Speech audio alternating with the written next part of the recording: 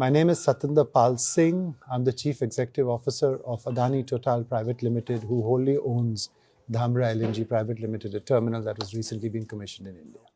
You gave a presentation today about the Dhamra project on the east coast of India, and it was very interesting. And you also had several questions from the floor. One of those questions was, what three considerations would you have for your next project? Thank you, Craig. It's always a pleasure to be here. I think a project like Dhamra LNG, especially in a developing market like India, offers tremendous learnings. I would say that most of the learnings actually do come from the non-technical space.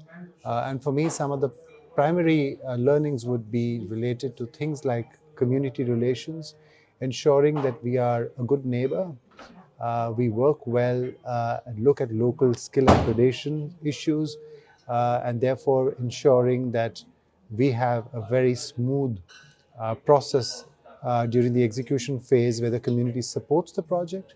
They should not feel alienated. I think that's a key learning for me.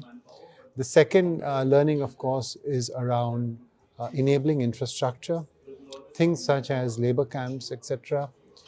These sound like fairly trivial matters, but if you're working in a remote location like Dhamra, I cannot underscore the importance of having adequate infrastructure to ensure that the workforce remains happy and contented and motivated to continue and respond to the very demanding rigors of executing a project like Dhamra. More so because in our case, we went through the entire COVID process, the COVID pandemic event during the construction of this terminal. And finally, I think one learning I would say from the technical side, which is to do with the design phase.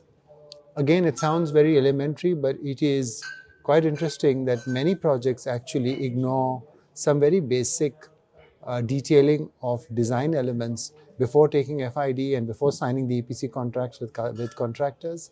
And as we all know, the minute you do that and you have a design change post-contract signature, it's going to cost you a lot more. So in summary, I would say focus on ensuring that you have finalized all design elements, close the hatches, and focus on your non-technical risks, especially related to local community and local infrastructure. Okay, well, thank you very much for that. Now, I have another question as well. What should be the key consideration in developing infrastructure in a country? Yeah, I mean, LNG infrastructure especially is very strategic because it plays into the overall energy balance of a nation.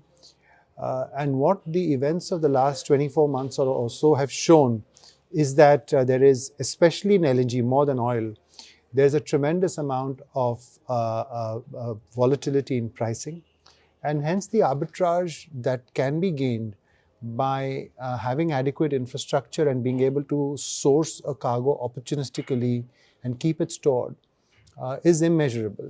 For example, in the last 2 years, there have been numerous occasions where just opportunistically sourcing maybe 4 or 5 cargoes could have paid for the entire cost of an LNG tank. So my advice would be that when we are developing infrastructure, especially around LNG, capacity creation is only one element of ensuring success. There needs to be sufficient flexibility built into your value chain. And in my case, I'm talking specifically about storage and regas terminals. It could be shipping as well. But I think adequate flexibility is a huge determinant of success by being able to leverage arbitrage from the commodity itself.